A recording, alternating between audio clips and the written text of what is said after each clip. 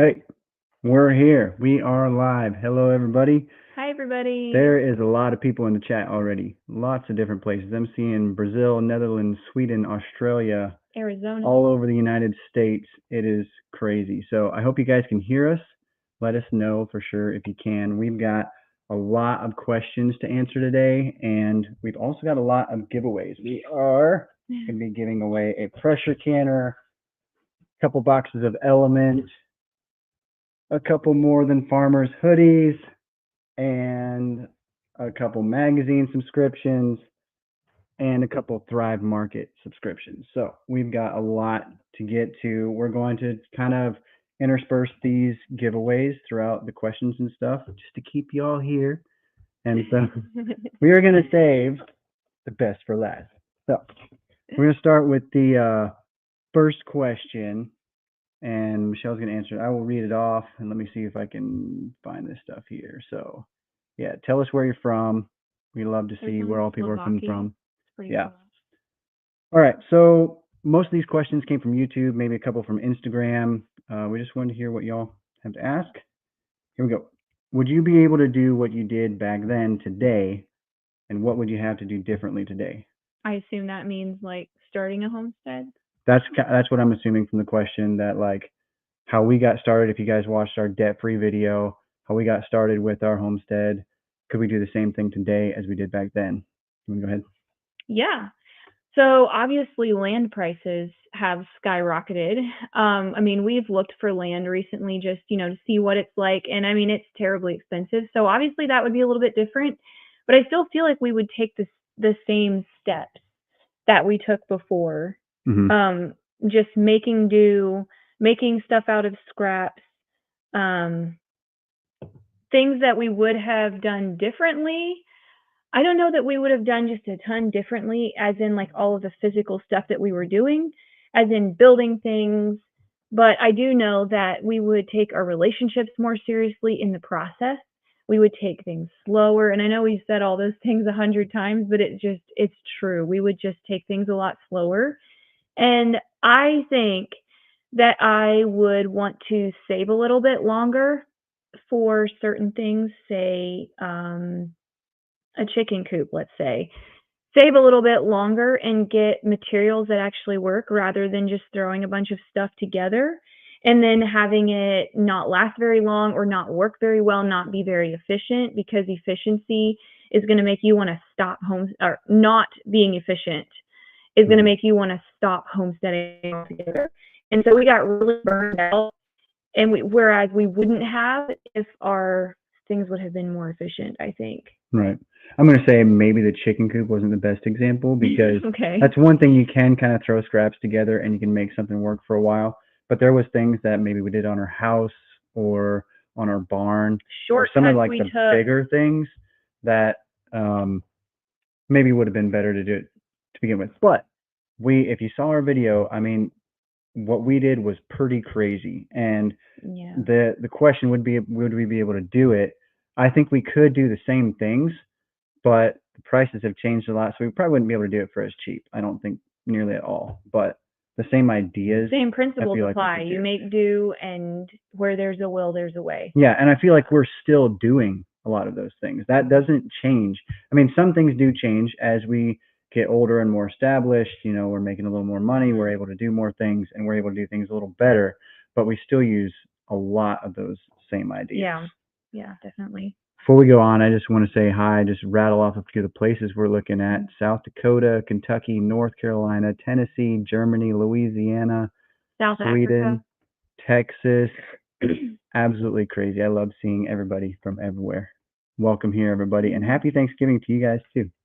So for those of you who just hopped on, we're going to be answering a bunch of questions that we got, mostly from YouTube, some from Instagram. We've got a bunch of giveaways. We've got a pressure canner, boxes of LMNT, hoodies, magazine subscriptions, a bunch of different stuff. So this is going to be a lot of fun. We just finished our first question, I think. Unless you want to say anything more about it? Nope, I think I'm good. All right, so we're going to do a first giveaway. This is how it's going to work. Some people get a little annoyed with it, but this is the way we like to do it. It's a lot of fun. We're going to ask a trivia question. The first person to answer the question will win the giveaway. Our first giveaway is going to be this women's hoodie right here. What's the size on it? And it is an extra large.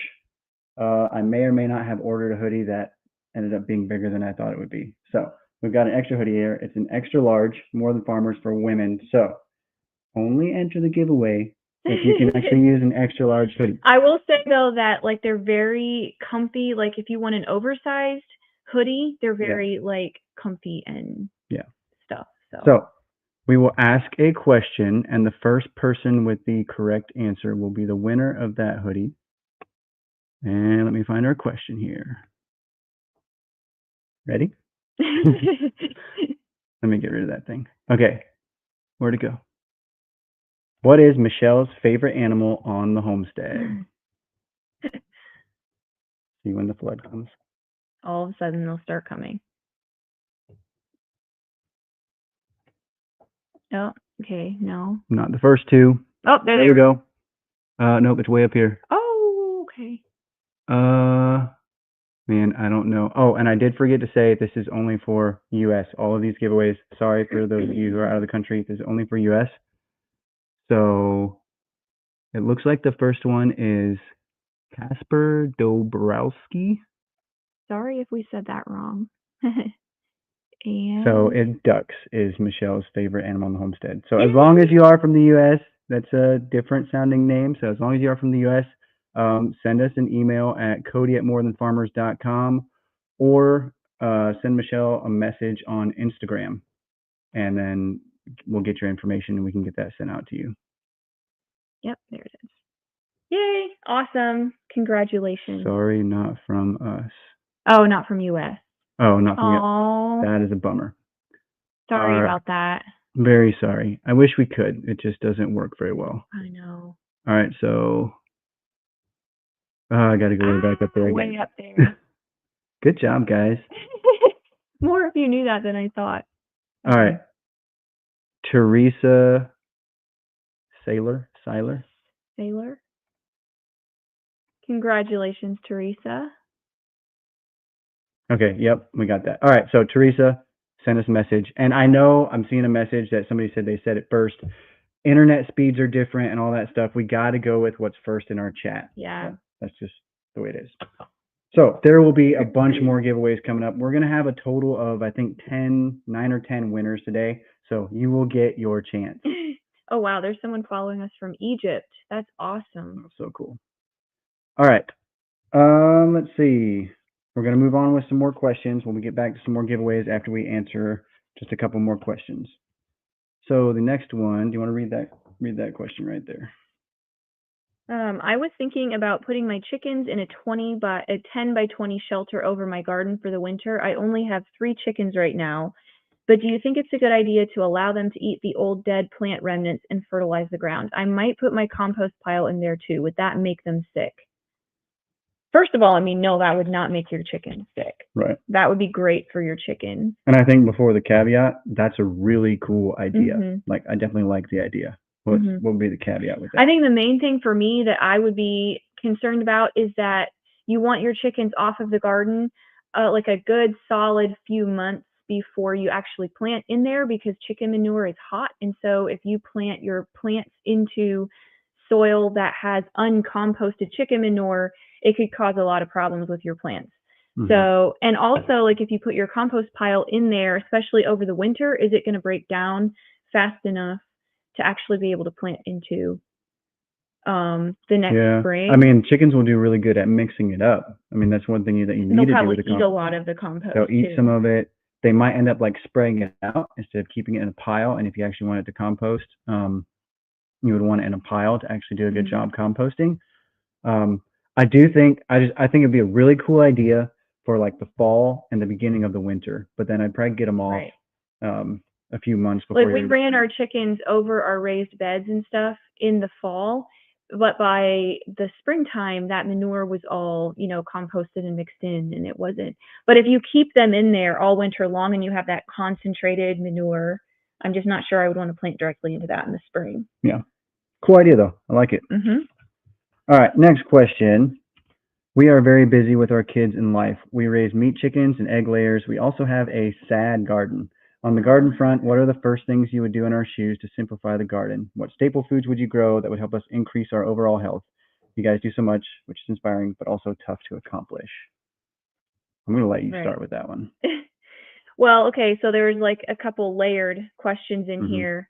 Good job for raising your meat. I think that's a really, really big deal, to have your meat down pat. Often people start with the garden and then they do the meat, but I think it's really cool that you have that down.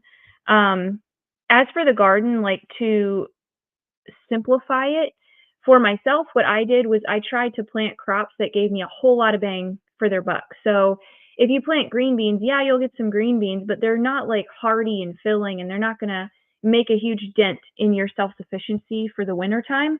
Whereas if you grow potatoes and sweet potatoes and carrots, that's going to be a lot more substantial, and it's going to make a really big difference in your food storage and your food security stuff. Also, potatoes can, like the potatoes in the store, unless you buy the expensive organic ones, potatoes are sprayed with chemicals to keep them from sprouting. And so potatoes is something that I'm pretty particular with when I'm buying them in the store. So I feel like that could do a lot for your health, is focusing on really hardy vegetables that are going to keep you satiated. There's things that you could grow that are like maybe superfoods, like say even kale, and maybe there's people who eat tons of kale. But say you grow kale because you want to grow something that's supposedly this superfood or whatever. But if you're not going to eat a lot of it, it's not going to actually replace a lot of food in your diet. It's not going to do you as much good as something like potatoes or carrots or something like that. That is just something that is going to fill you up a lot more, that you're going to eat a lot more. Right. All right, so we have another giveaway to do. I've seen a couple people asking if they could pay for the postage to do outside of the U.S. At this point, we're going to stick with just in the U.S. for our giveaways. It's just a lot less stuff to go through. So for those of you who have just joined, we're doing a bunch of giveaways in this video, answering a lot of questions. We've got a pressure canner giveaway that came to us from Superb Canning. It's actually a whole kit. It's got a whole bunch of stuff in here, not just a canner. We've got boxes of LMNT to give away, some Homesteading magazine subscriptions, Thrive Market subscriptions, and that is what we're going to do next. We actually have 2 Thrive Market grocery store subscriptions to give away. So thank you, Thrive Market, for providing those for us. They actually have a sale that's coming up, a Black Friday sale from November 29th to December the 2nd. So for those of you who are members or who want to become a member, make sure to check them out. If you use our link, I think it's like 30% off your first order plus a free gift. So make sure you check them out. All the links for where all this stuff came from will be in the description then after the live. So 2 people are going to win this giveaway. We'll just go with the first 2 people who answer the trivia question. So are you guys ready for the trivia question? Sure. You ready? On your mark, set, go. Okay. What is Cody's favorite food to pair with applesauce? And this is for 2 Thrive Market subscriptions. So the first 2 to get it, is that what you mean? Like the first 2 people? Okay. Okay, I really do like chocolate milk, but I'm not going to pair that with applesauce. There it is. Okay. The answer is cottage cheese. This one? All right, Megan Blackson. And? Penny D. Congratulations, Megan and Penny. Yes. So for those of you who are winners, email us at cody@morethanfarmers.com, or you can message Michelle on Instagram. We'll get contact information from you. And for the Thrive Market one, obviously we're not going to be sending anything out. I have a code to give you for you to sign up, and you can have a free year of Thrive Market subscription. So which is awesome. I am in love with Thrive Market right now, especially over the holidays when you want your kids to have fun snacks. And there's like all these parties and carry-ins. You can take snacks that they're excited about, but they don't have all the food dyes and all the junk in them. So I've been definitely getting snacks and things that I wouldn't normally buy throughout the year just to take to parties so that my kids don't get all the dyes. And they don't feel like they're missing out then, which is cool. And for the record, I do really appreciate Calico Cow Acres being on here and helping us with these giveaways and monitoring the comments and everything. They have an awesome homesteading channel. You should check them out. That link will be in the description also. So we are going to keep going with some questions, and we'll come back to more giveaways after just a couple more questions. All right, you ask the next question. Okay, question about your cold room. Do you add humidity to it? Do you add humidity to it in any way, or is it already quite humid? We have a cold room, but humidity only sits around 50 to 60%. So this is one of those things that we saw this question, and it was kind of like, do we have much to say? Because we don't actually necessarily do it right. We're a little sloppy with our cold room, honestly. We are a little sloppy. So for this, the cold room with ours, we do not add any humidity to it. It is slightly humid. I've never put I think it's a hydrometer down there to see actually how humid it is, but every once in a while we'll have some moisture on the walls because we have our cold room on 2 outside walls and then 2 inside walls into the rest of the basement. So it does get a little bit damp in there, but it's not like Which you want super it humid. to be. Yes, You do want it to be a little humid, but it definitely doesn't get like terribly humid down there. Yeah, and we haven't had trouble with a bunch of mold. Like there will always be a little bit of mold on some of the stone wall, like the outside walls. At the end, that I'll spray down with vinegar and clean it out a little bit, but it's not crazy moldy in there. Yeah. So there are definitely more ideal like temperatures and humidities to store different vegetables and stuff. I would really recommend the root cellaring book. Yes. If I can see it. Something in Nancy. It's root cellaring by Mike and Nancy Bubel. So that's a really good book, and I will put the link for that in the description. But yeah, we don't really do anything, and we just kind of let it be what it is. But I definitely, that's something that we kind of can keep working on every year to try to get better with. So we'll keep working on that. Yes. And if we would, like one thing, we keep our carrots in a refrigerator to store them for the winter. If we would put those in there, we would definitely need to, it would have to be cold. Like cover them with some moisture or something like that. Yeah. Yep. All right. Well, another question. One more question before we do another giveaway. I know your season for gardening is short, so my question is, how do you get your vegetables to grow so fast and big in such a short time? So I'm not sure what you mean by having a short growing season. Here in Ohio, I would say we have a much longer growing season than some places, probably not as long as others, but I think our growing season is like from May to, I'm going to say things would probably stop actively growing by October or something. I just brought in my fall carrots that were slowly growing in the colder temps. But the way that I get my veggies and stuff to get so big, I think a lot of the reason, well, number one is compost. Number two is leaves. Mulching heavily with leaves helps to keep the moisture in, and also spacing my stuff far enough apart. I see people planting their tomato plants, like this far apart. What I try to do when I am planting my stuff is I picture in my head how big I want this plant to get. So, I'll be like, okay, a tomato plant is like this bigger. I'm trying to get in the screen. And then I just plant them kind of accordingly. So this year I had a massive basil bush. If I had planted the basil plants like this close together, it wouldn't have gotten massive. So yeah, I think that a lot of it is just the quality of your soil. So getting soil testing done every year, seeing where your soil's at, lots of organic matter, and spacing far enough apart. Yeah, and for those of you, you've probably seen my eyes going back and forth. I've been checking out the comments. People are noticing the Christmas tree in the background. We don't usually put up a Christmas tree until after Thanksgiving. I don't like necessarily. I can explain. But we were feeling festive, and we got something going on the weekend. Yeah, we're gonna be leaving for the weekend, and so we just wanted to get everything all ready, and the kids were so excited, so we quick put it up last night. Yeah. All right.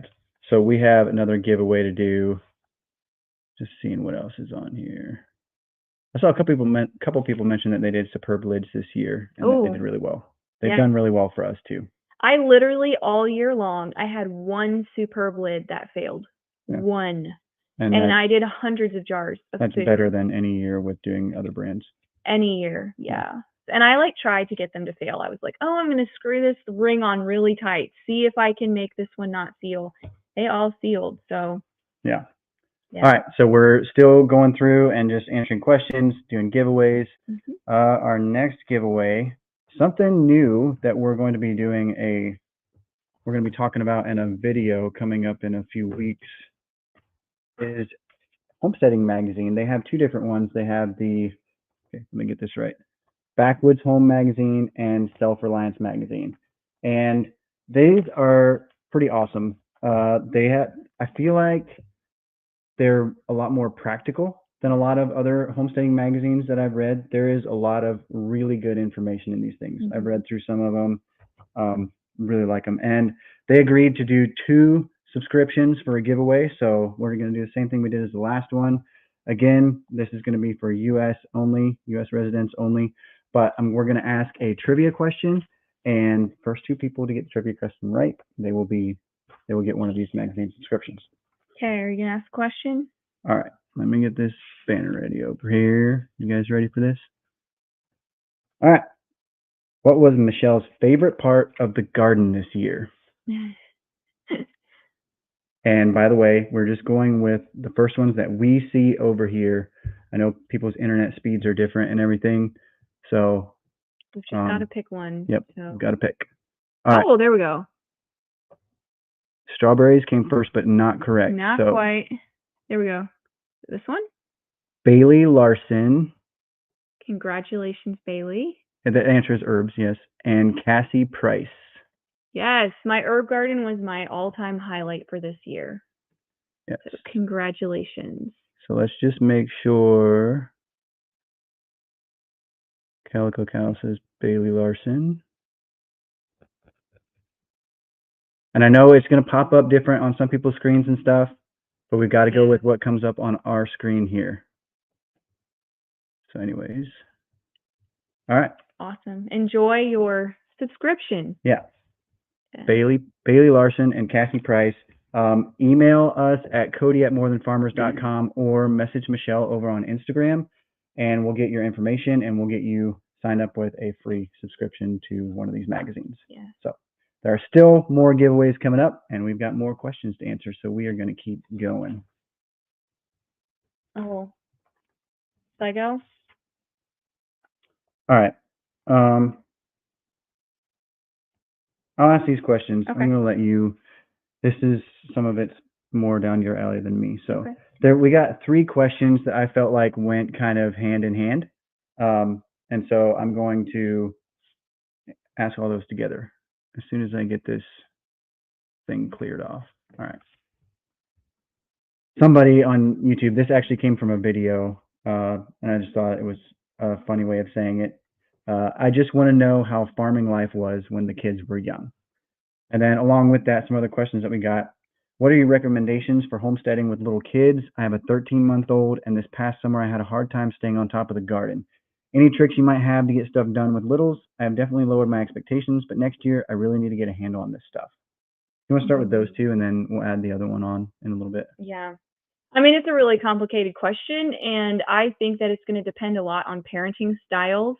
I know that there's a lot of controversy around all things parenting, like sleep training, all kinds of stuff like that. For me, the way I got things done was working through my children's naps. So, and also like having them on a schedule so that I knew exactly what time they were going to be sleeping.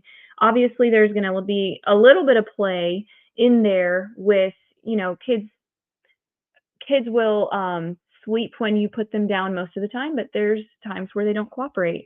But I had a scheduled nap time. I knew exactly how my day was going to be planned out. I knew exactly when their bedtime was, when they got up, and I would get my work done accordingly. So another thing was I just simply didn't do as much. I did not. So things like cover crops that we do now, I didn't have time to mess with that stuff.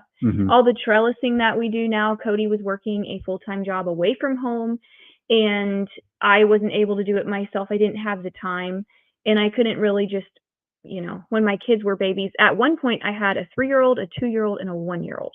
Yeah. So there is just only so much that I could do. I didn't do a whole bunch of canning. I really focused on my potatoes that I could just put in bins in the basement. And I mean, we kind of came to like figure some of this stuff out when we first started. We tried to do a lot of stuff. We tried to do all the things, and we burned out. And so it just came to the place where we took a step back and just decided we just have to do We less. just have to do less. And Yeah. we do what we can. And I mean, it's still that way sometimes. It's like you can only do what you can do, and it's you can grow all of the most healthy food in the world, but if you're so stressed out, you're going to be unhealthy from being stressed. You'll be farther behind. So I think it's finding a balance of the least amount of stress for the most you can produce, trying to find that balance. Yeah. You want to put that blind down just a little bit? The other thing that I would want, oh, did it get too dark now? It'll brighten up, I think. The other thing that I would want to say to somebody who's young and has babies is that it's better to have a small garden that you can keep on top of and that you can actually like compost it well and mulch it well and have it produce really well. That's going to be more encouraging for you in the long run than if you have a massive garden that you can't keep ahead of. And every time you go out there, you're like, oh, and it's just like that saying over you that I'm not getting my work done. I'm not getting my work done. So if I was to go back, for me personally, I would have maybe 7 raised beds. Raised beds is another thing. They save so much time. I can't explain all the reasons behind it. There's just not nearly as much weeding. They're very productive. You can put exactly what soil you want in there. And for me, I have my raised beds to the place that my in-ground garden is in way less time than it took me to get my in-ground garden, like the soil really good. So you can put exactly the soil that you want into those raised beds. So if I was a young mom again, I would start out with raised beds. I know they can be kind of expensive to begin with, but if your husband can build things, that can work really well. But for your sanity, if you are really set on gardening, I think raised beds can be really cool. It's just a whole lot more organized. So if you do have, only a little bit of time in between taking care of kids and stuff, you can decide, I'm going to go weed one garden bed while I've got time. And then you go out the next day and you weed one more, rather than looking at the whole entire garden. It's like, I don't even know where to start. Being overwhelmed. And you don't have the weed pressure from the sides of the garden either, like the grass coming in from the side of your in-ground gardens. So I just think raised beds are easy and they're fun, very productive. I think that's a great fit for young moms. D&D Farm asks, what size bed would you recommend? The ones we have are about 3.5 foot by 10 foot. Some of them are a little bit different because I build them at different times. And I think that's a really good size. Those are the ones that I built. We got we got one from Michelle's Herb Garden from Epic Gardening. Really nice raised bed. That one, isn't that 4 by 8? I don't measure things. I think it's 4 by 8. That's also a really nice size. I think the longer you can go, I wouldn't want to go any wider than 3.5 or 4 feet. But then the longer you go, it's going to be a little bit more space efficient because you don't have as many pathways. So I would say anywhere from 3.5 feet or 4 feet to from 8 feet to 12 feet long, something like that. Yeah. Depends on if you're going to buy them or if you're going to build them. I remember the hardest thing about having babies in gardening was when they were in the phase where they were putting everything in their mouth. They would put dirt in their mouth, rocks in their mouth, worms in their mouth, and I had to constantly be watching them. So I know how stressful it is. Yeah. So along with that, how do you fit homeschool into your day and still get things done around the house and make meals from scratch? I also homeschool, and I feel like there's never enough time to get it all done. Yeah. No, I completely agree. It's just hard. I mean, what I do to make so it's doable is I do a smaller chunk of homeschooling each day. I only do an hour and a half of homeschooling, 2 hours max. I find that my kids get really restless and irritated anyways if I do longer than that. So I do an hour and a half and then we stop. And another thing that I couldn't do without is the Monday meal prep. So just going through, bringing all of my veggies up from the garden, cutting them, slicing them, prepping them, sticking them in the fridge. Then all of that, cooking from scratch is off of your mind. And you still have to cook the meal, but you don't have to think about it, and it's all already prepped for you. It's like getting a meal service, honestly. And it only takes about 2 hours on a Monday. So if you can just make that 2 hours happen no matter what, that has helped me more than anything. Cody will attest to this. He tried to get me to do it for years, and I just only started 2 years ago. So, and the other thing is, if you do have kids that are old enough to help you, have them help you. Give them a chore chart and get them used to doing that routine every single day. I hardly wash dishes anymore. I almost don't do any dishes anymore. If I make cookies or do something like that, I will wash my own dishes. But other than that, like all the dishes, my kids do them all. They clear the table, wipe the counters, everything, sweep the floors. So get your kids involved and teach them how to. Totally agree that they'll be better humans now and later on in life. They will. I do want to get a couple of these questions right here. I think they're good questions. Prairie Adventures asked, why do you put leaves on top of the weed fabric between beds? Most gardeners feel that just gives an additional medium for weeds to grow in, and they just leave nice, clean weed fabric. Works great. So when we put the weed fabric down, while we were putting down, it was pretty hot outside. So hot. It was so hot. It was black weed fabric, and we like to go out and garden barefoot. And the leaves they're just nice and soft to walk on.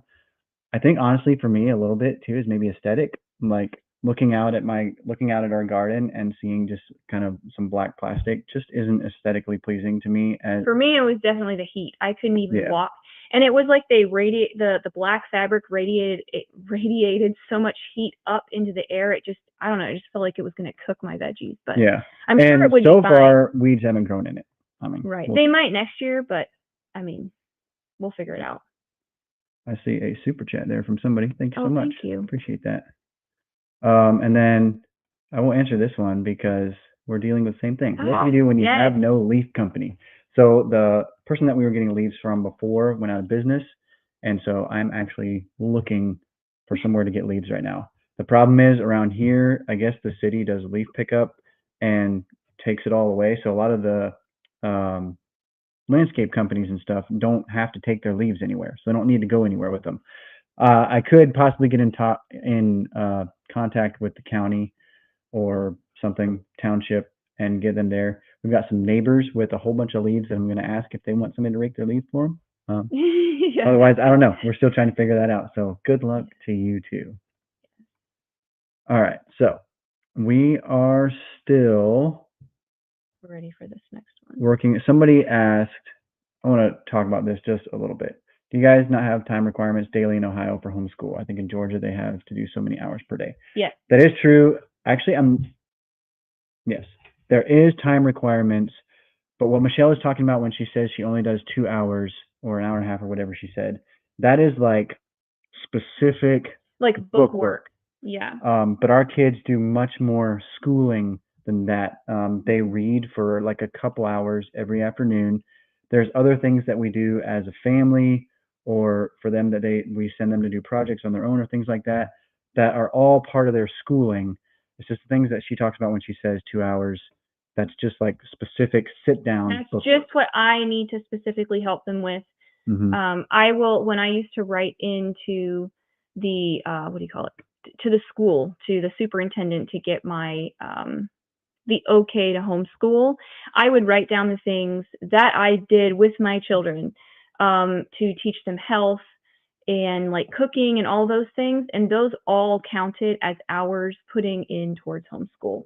So the hour and a half to 2 hours that I put in of book work per day is just a small piece of their homeschool. Yeah. All right. So we keep gaining people watching here. So just so you all know, people who have just hopped in, we're answering questions that we got on YouTube, some from Instagram.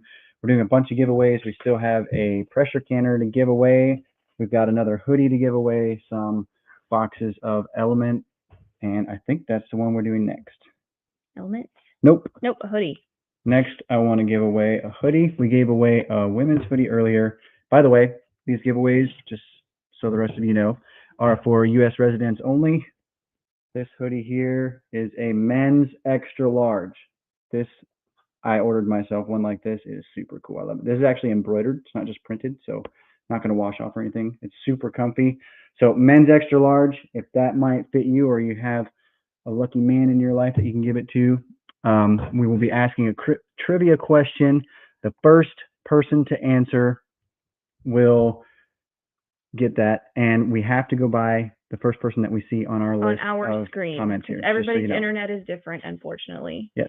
Okay, so I'll ask the question. Are you ready? Okay. Right there it was. There we go. Okay. What animal shelter is Cody building right now? First person to answer. And this is for a More Than Farmers hoodie, men's extra large. Oh, there it is. Okay. Oh, and by the way, can you buy the hoodies? We'll put a link for our store. I am going to get these in our store soon. So it looks like Amy Way, the Congratulations, chicken coop, Amy. is what I am building right now. I actually just got it painted yesterday. It is coming along. It's looking really good. It's not done yet, but it's coming along. So I'm pretty sure. Yep, I think that was the first one. Amy Way, chicken coop. Thank you so much. Yes. You can either email us at cody@morethanfarmers.com or send Michelle a message on Instagram. We'll get your contact information and get that hoodie sent out to you. So Merry Christmas. Yeah.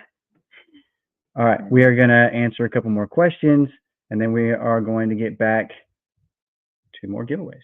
Yes. All right. All right. Spacing. Here's another one that Michelle will do better at answering. So I'll ask the question. I'd love to hear more about seed spacing and plant spacing in your raised beds, and more so my biggest question, how do you stay a minimal homesteader?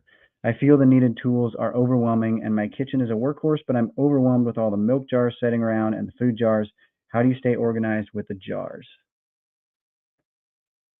Well, okay, so first of all, the spacing, seed spacing and plant spacing, I actually alluded to this before, but I go very generous when it comes to spacing seeds, and to the point that, like, if I plant a row of seed corn and the corn comes up too close to each other, I will go through and I will space them further apart. I'll thin them. I thin carrots, I thin anything, because I just don't feel like you're going to get as nice of a plant if they're too close together. They're just competing. So lots of space. It will also tell you on the back of the seed packet how far you're supposed to space things. I go by that sometimes, but I also just think in my head, how big is this plant going to get? And then I try to space them accordingly. And I know people who will plant hundreds of tomato plants or even, 50 tomato plants. And if you space them close together, you'll probably need that many tomato plants to give the amount of tomatoes that you want for the year. But if you give them lots of space, you will be more apt to get a whole bunch of tomatoes from one tomato plant. That's how I have found it anyways. And this is also going to depend on your soil, bunch of things like that. But I'm definitely generous when it comes to spacing things apart. As for a minimal homestead, I don't know. So I'm very much a minimalist. I have like 2 serving bowls in my kitchen, 2 baking sheets, and like I keep everything very, very, very minimal. Part of that's because we have such a tiny house. Tiny to the point that we're going to have to somehow expand soon. But basically we just try to think of what we're actually needing. If there's tools that we haven't used in a couple years, we get rid of them. And I would say that we're not as minimal outside as we are inside. Am I right on that? Maybe not. What I end up doing is I kind of accumulate stuff like in the barn, in my tools or whatever over time, and then stuff starts getting messy and I get really frustrated, and so I'll go through and just get rid of a bunch of stuff. Yeah. It's a little bit how it happens in the house, but with the house, I think because we have such a small house, We're just forced. it comes up more often maybe. Yeah. So, well, I would say I do try to be as minimal as Yeah. possible outside, but I am one that I do not like being without the right tool to get something done and to get it done as quickly as possible. Because just as much as I don't have brain space to hold stuff, if you have too much stuff laying around, it takes up some of your brain space. Yeah. Just as much as I don't have brain space, I also don't have time to be messing around trying to get something done without the proper tools. So I definitely, try to be minimal, but I also make sure I have the right tools to get the job done and to get things done quickly and to get it done right. So that's kind of where I think she would maybe feel like we should be more minimal with stuff outside. But I do a lot of the building and making and stuff like that outside, and so I want to make sure I can do it right. Yeah. And I love gadgets too. As for like milk jars and food jars sitting around, actually that is a problem, especially like when our cow is dry, which we don't have a cow anymore, but we just have shelves down in our basement that we store all of our empty jars. I can't handle them being in my living space, and so I will just put them down in the basement. I'll just stack them wherever down there as long as I can't see them. I'm fine. But yeah, it's just you need a lot of stuff when it comes to homesteading. You really do. You do. And then like as you empty your freezer, as you empty your canning jars, all these empty containers start stacking up. And so I like to get containers that stack. And yeah, you just have to.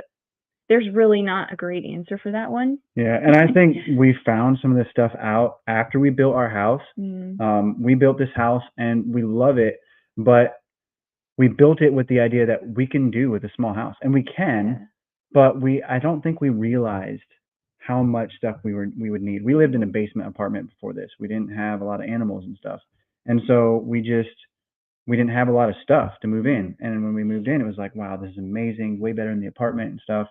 And it was, and it is. But homesteading, there's just a lot of extra things you need. And then as the kids are getting older, they're wanting to do like more hobbies and stuff. Those things take up space. And so how many square feet is our entire house? It is 1,320 square feet plus the unfinished basement. Yeah. So, but what we found for jars and stuff is we just need more shelves. For a long time, we did not have a good shelving system, and everything was always a mess. But I built some shelves in the basement. You've probably seen in a lot of our videos. A couple people actually asked how we built those, and feel like I didn't feel like I could really tell you in a live video. But if you watch some of our videos, I kind of talk about how I built those. But definitely lots of shelving, keep things organized, and try to have things have their own proper place and put them away. One of my pet peeves is sending the kids to put something away. They'll take it to the bottom of the basement steps and set it down and come back upstairs instead of putting it on the shelf or whatever. So yeah, somebody asked, do you all replace your lids every time you can? That's a very controversial question.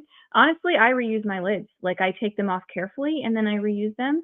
My mom taught me that like if there's a tiny little ding in the side, you just kind of roll it on the counter and flatten it back out. I've done it for years. You do replace a lot of them. I do, because like if the kids will take them off and they're bent, you don't want to reuse those. And also another thing my mom used to tell me is that if there's any paint on the inside of the lid that's scratched, you don't want to reuse those. So usually what I do is I just go through my lid drawer every couple months and I save the really nice ones and then I pitch the rest. Yeah. So. But I don't think you're technically supposed to. Right. So we're not recommending that. We're not recommending it. All right. So we've got 2 more giveaways to do. We're going to get to another one right now. For those of you that have just joined us, doing a bunch of giveaways, answering questions. I've got 2 boxes of LMNT here. And in this big box, there is 4 separate boxes, 4 separate flavors. I've got citrus, chocolate, grapefruit, and raspberry in a box. So I've got 2 of these to give away. So we're going to ask a trivia question, and the first 2 people to get the answer right will be the winners of this. It is for U.S. residents only, and the winning comment will be the ones that we see. Everybody's internet is different speeds and stuff. So the one that we see, the 2 that we see first are going to be the winners. So we're going to ask a question. Let me get rid of, hold on, let me get rid of some of this stuff and get ready to put that other question up there. And then we'll be giving this pressure canner away after we answer a couple more questions after this. So this question here is for 2 boxes of LMNT. First 2 people to answer are the winners. You ready? All right. Okay, what is Cody brewing right now? Elise says better type fast. You got that right. People are crazy. Oh, there it is. Gotta make sure. Holy cow. We gotta ask harder questions. All right. I think it's Daniel Stark, Honey Mead, and Melissa Bloom Mead. There you go. Yes. So Daniel and Melissa. Congratulations. Email us at cody@morethanfarmers.com or message Michelle on Instagram so we can get your information. I want to double check with our moderators here, see if they say anything. Wow, a lot of people answered that. Somebody said beer. It is coming along nicely too. It smells good. Yeah. I haven't tasted it yet. I would really like to get a taste. I'm going to check soon. So last time it got just a little bit too alcoholic for my taste. But the taste testings in between were spot on. Yeah. So this one's coming on. And I do want to, I think somebody asked about if we're going to do more brewing or something in one of the questions. I didn't get it on this paper, but I do want to try raspberry wine yet this year. I'm looking up how to do it and everything. I've been begging for the raspberry wine. Yeah. All right. So we've got a couple more questions, and then we're still going to give away this pressure canner here. And this is from Superb. It's actually a whole, I don't know if you can see it, actually a whole kit. It's got a whole bunch of stuff in it. So that is coming up in a little bit after we ask a couple more questions. You go ahead and ask the next question, and I can talk about it a little bit. Okay, I would really love to know how you manage to run a homestead and have affordable insurance for your family. So long time ago, so the church we used to go to had their own like medical insurance program, so I didn't have to deal with it for a long time. But when we left that church and moved on, my workplace did have an insurance program, but it was actually more expensive than what we ended up going with. We are with Christian Healthcare Ministries, and is actually not technically an insurance. It's a share, like a sharing plan, and it's for Christian families. You can sign up with it. I'll put a link in the description for it. But we really like it. I mean, at this point, we haven't had to use it, so I don't know what I can say about how well the process goes from experience. But I have heard from other people, or there's other people that have recommended it and stuff. It's a very, very trustworthy organization, Christian Healthcare Ministries, and it basically, you pay in like an insurance thing or whatever, but then those funds are shared among other Christian families to help with medical expenses and stuff. Yeah. So that's how we do that, and it is very, very affordable. It works very well for our family, and you can do different tiers. So, anyways, just thought I'd throw that out there. What do you do to overcome feeling overwhelmed with creating content while living everyday life? We probably both have some things to say about that. You can go ahead. Well, first of all, we are really, really efficient with our filming. We have 4 kids, and any of you who have kids know that filming with children can be challenging. And so what we do is we only film, we only get our camera out 1 day a week. So we're not one of the YouTubers who just carries their camera with them wherever they go. We have 1 day set aside every single week that we do all of our filming. We almost never unless spread we a video have out a project that requires multiple days, but we usually, it really doesn't happen much though. Doesn't happen much. Yeah. I especially get pretty bogged down with being in front of the camera too much, and also just if you have to stop and film everything takes double the time. So for any aspiring YouTubers out there, just know that you get stuff done while you're filming, but it also takes double the time. Yeah. It just does. So in some ways, I felt like I got more homesteading things done when I was working a different job, and before YouTube, when I was working a different job and would come home in the evenings and use evenings and weekends. Because you just buckle down and do it. I would just buckle down and do it. And now it gets dragged out because we're trying to film the process and stuff like that. So. Yeah. The other thing, like I get more bogged down with Instagram, I think, than I do with YouTube. Because I don't know, Instagram is just different. But if I start feeling weighed down, I will just say, okay, for the next 2 days, I'm not going to go on my Instagram at all. And so you kind of have to sometimes just get in your head that you have to ignore the algorithm and you just have to do life. Sometimes I just need to do something with my hands and just not think about a camera or think about what are people going to think when I do this. Or so it's just about being really efficient. Here I go again about efficiency, but it kind of just, that principle just carries through all of life. Right. And it takes, taking breaks too. Actually, a lot of the reason we're doing this live video right now is we're not going to be having a video come out next week because we just need a break. Yeah. We want to take a break for Thanksgiving, and sometimes you got to think something else. It can get very overwhelming if you're constantly thinking about filming, coming up with ideas. We don't get us wrong. We absolutely love it. We love interacting with you guys here in our videos. We love the filming process and stuff, but it's a lot of brain space. Somebody said I need to get a brain space upgrade, but maybe I do. But it takes a lot of brain space to be. It's not just thinking about the project you're trying to get done, but how to talk about it in a way that people understand it, that people enjoy it. And so there's a lot of things surrounding it. So I think it's a commonly known thing that if your mind is bogged down, it's going to stop your creative flow. You're not going to be creative when you're bogged down. And so we've totally figured that out. On the weeks where we're overwhelmed, sometimes even like in the middle of a shooting day, we'll be like, you know what, this isn't working out. We're going to have to just stop and take a break for a couple hours and let our brains rest. And then the creativity will start flowing again. Yeah. So yeah, taking breaks, honestly too, I mean, we haven't figured it out. I mean, I deal with a lot of overwhelm. As a lot of it's my personality. Even 12 years ago when we were living in a basement apartment, I didn't have a lawn to mow. I didn't have anything to do. I was overwhelmed. I was just overwhelmed with feeling like I needed to get little projects done, needed to, make money to support us, growing our family or whatever. So that's kind of my personality. So maybe not quite a fair question to ask me how to deal with overwhelm, but I am really excited about getting my office done. If my brother-in-law is watching this, I just need to get the mudding done and drywall so that we can paint and get in there. But he's just kidding. He's just kidding. No. Once that office done, I feel like that's going to help just getting me out of the house when I'm doing my editing, getting Michelle out of the house, to do her stuff, because we both kind of do different things with the business here. So I think that'll help too. But anyways, all right. So we have our last giveaway here. It is a pressure canner. It is from All American. It is the 910. It's a little bit smaller than the one that we use, but still work really good. It's a kit that Superb partnered with All American, so it's got like all the different tools with it and everything. So for those of you who have joined recently, it is these giveaways for U.S. residents only. I'm going to ask a trivia question, and the first person to answer will win this canner, and then you'll email us. We'll get your information and get it sent out. All right. So, by the way, somebody said something about my brother-in-law.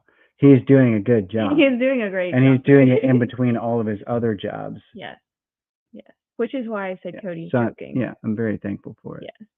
Just had to throw that out there. All right, so we're going to ask a question. First person to answer be the winner of this pressure canner here. Are you going to ask the question? I'll ask the question. You guys ready? All right. What skill is Michelle currently trying to perfect?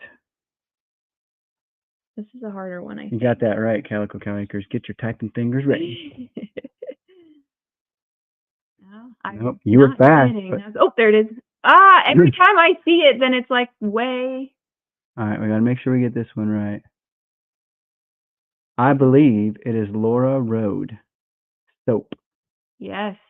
Congratulations, Laura. Yes. Michelle is working on her soap making right now. You want to tell them how it's going? It's going pretty good. This morning, I decided I'm going to make a batch because we're taking off of homeschooling. And I doubled the lye and forgot to double the oil. So I had to throw the whole batch out. I didn't say anything to him about it because I was too distressed about it at the time. So I had to throw the whole batch out, but my last batch came out better. But I'm switching recipes because I'm having issues with it doesn't gel evenly all the way through. So the soap is slightly discolored. So I just decided to try a different recipe. And I did 2 batches this morning. The first one I threw away, and the second batch is out there. And of course, I have to wait until tomorrow or the next day to see if it's good. But it's coming. Yeah, and I definitely have usable soap. It's just not perfect soap. Right. And I've been waiting to tell you guys about it till I perfect it. So we'll see. Yeah. All right. So Laura, send us an email, Cody@morethanfarmers.com, or message Michelle on Instagram. We'll get your info, get it sent out to you. I wanted to say something else. Nobody asked what I was drinking. People always ask what I was drinking. Maybe they just knew. This is the LMNT Sparkling. It is so good. I like it a lot better than the stick packs even. Really good. I know what I was going to say. I was just going to say, with all the things that we've talked about, the LMNT boxes that we gave away, the magazine subscriptions that we gave away, the hoodies, the Superb canning lid stuff, all that stuff, there's going to be links in the description of this video after this live is done. I have to go back through and add it all in. So that'll all be in there, and you'll be able to find that stuff. If you didn't win, you can figure out where to buy it, whatever. So we have had a lot of fun talking with you guys today. There's just been comments coming in from everywhere. Just there's Poland. Wow. Just really appreciate each and every one of you. Somebody said, please share about your bookshelf. You like that?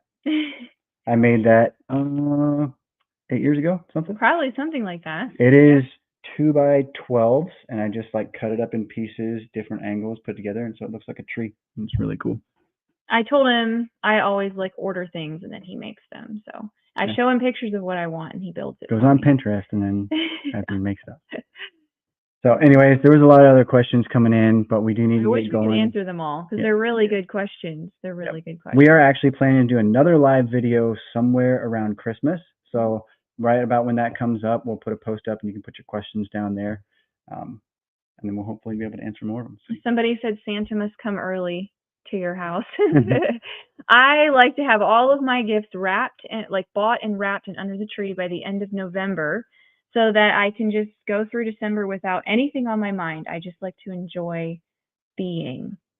Yeah. So, yep. Anyways, happy Thanksgiving. Great to see you, all of you. Happy Thanksgiving. Hope you enjoy the day tomorrow. Yes. Catch you later. See you later.